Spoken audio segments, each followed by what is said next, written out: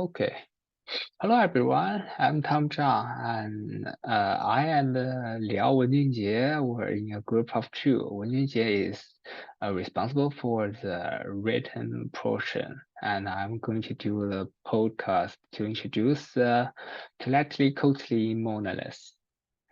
The telepathy monolith was escaped near the Temple Mario in 2006. The sculpture was actually discovered by accident as workers found a corner of it while cleaning some of the steps of the temple. This sculpture is the largest surviving Aztec sculpture, measuring about 13 square feet, 4.2 meter long, and 3.6 wide. Its weight is nearly 12 tons. Some scholars believe it was carved in the early 16th century. The material is volcanic rock.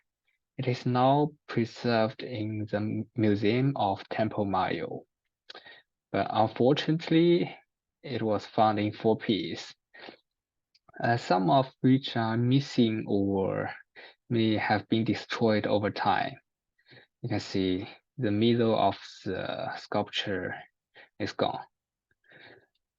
This is a statue made with high relief carving technique. The subject is Earth god Tlachtli.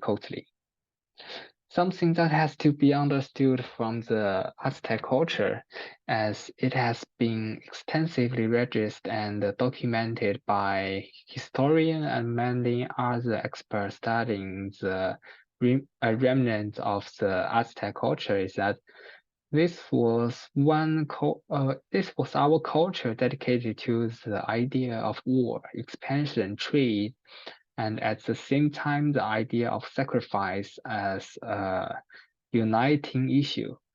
On what it defines the main attributes of this so extensive empire.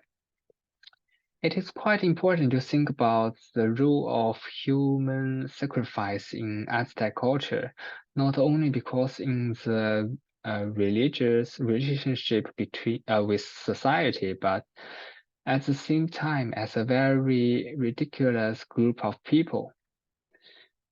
They were dedicated to preserving as much as possible their traditions and making monuments as amazing as possible to the relationship between the gods and the people, in terms of what it means that relationship between the gods and the earth.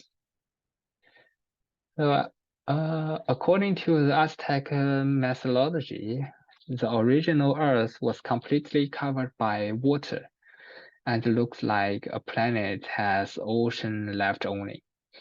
The huge monster Tlachtli, a crocodile-like creature that swims in the sea in search of meat.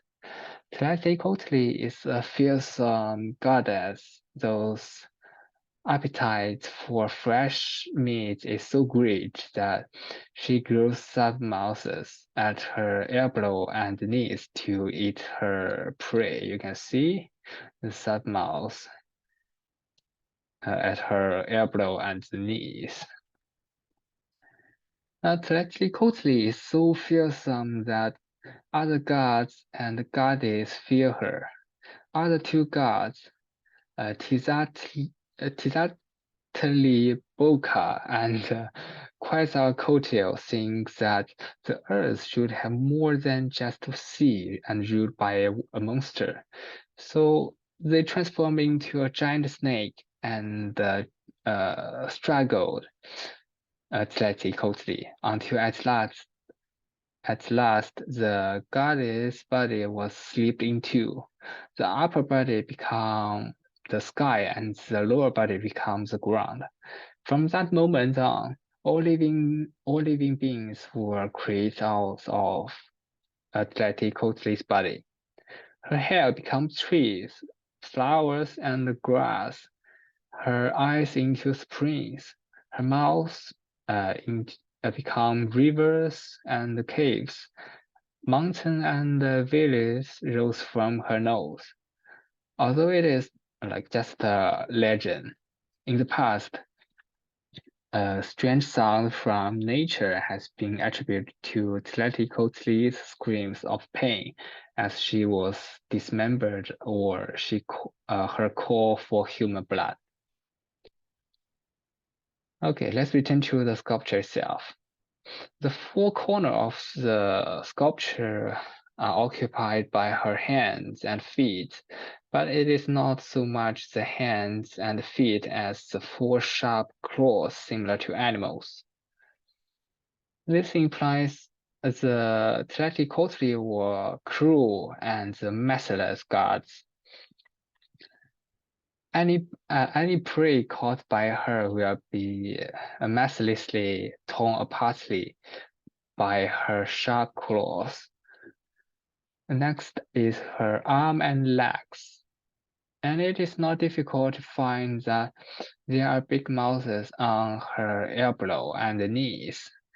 She uses those mouths to eat her prey. And then is her face. In many artwork of Tlaticotli, her large mouth is open. It is not an exception in this art of work. Tlaticotli opened her mouth widely, and we can see blood flow from her mouth. She wears a dress made of human bones, which is her symbol of death and sacrifice. Instead, Tlaticotli's position has been described to a woman's position during childbirth. The reason is that Tlaticotli is mother of all lives on Earth. She devours humans, but she is also the giver of life. She brought fertility to the land of the Aztec, thereby protecting humanity from great conflict. While devouring life, she also creates new life. She is source of all living things, but she must still keep a content through human sacrifice to ensure continued order in the world. But it is quite interesting monument because it is not placed vertically like other monuments, but directly embedded in the floor of the temple horizontally and become a part of the floor.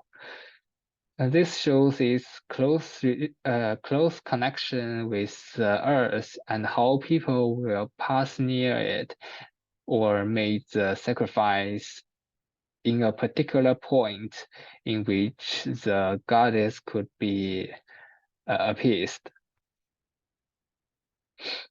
Okay, then the right stone, this one is called Calendar stone.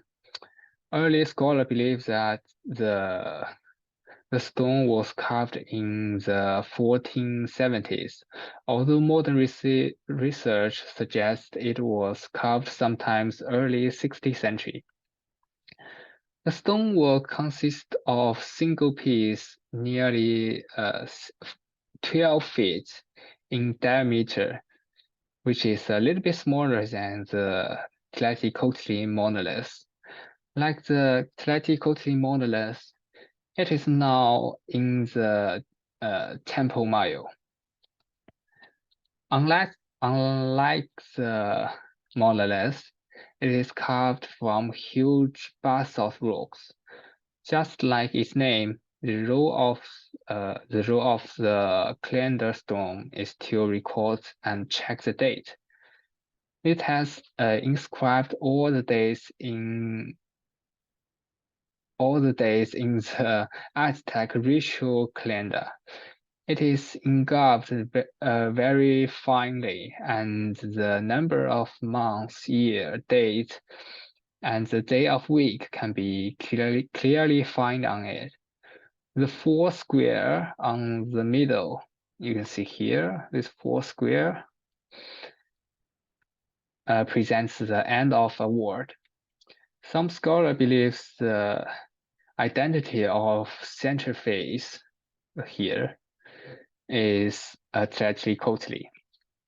In the Tetricotli monolith, the tone of the goddess seems as blood flowing from the mouth, but in a Kalenda stone, her tone is a stone sacrificial knife.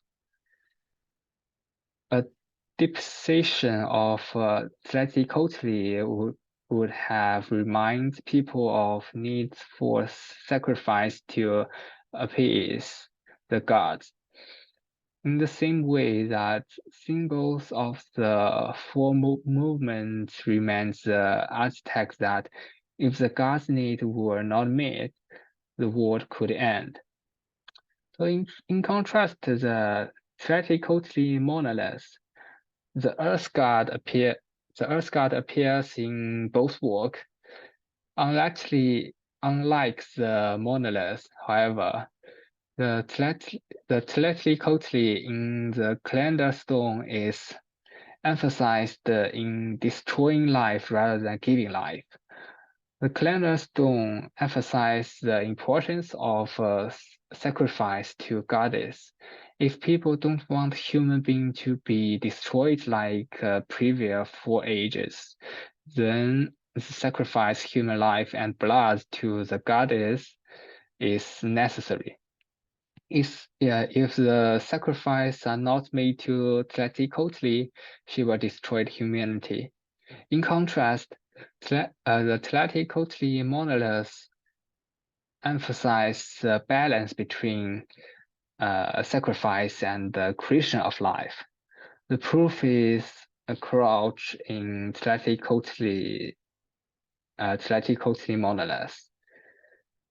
So, in conclusion, the Tetricotli monolith was found in 2006, and it is one of the most important discoveries of the Aztec world.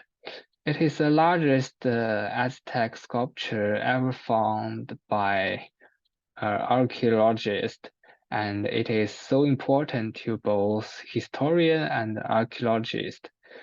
Even though the Tetricotli monolith was only recently discovered, it still gives historians a lot of new ideas about the goddess and the Aztec period. And this is a reference list.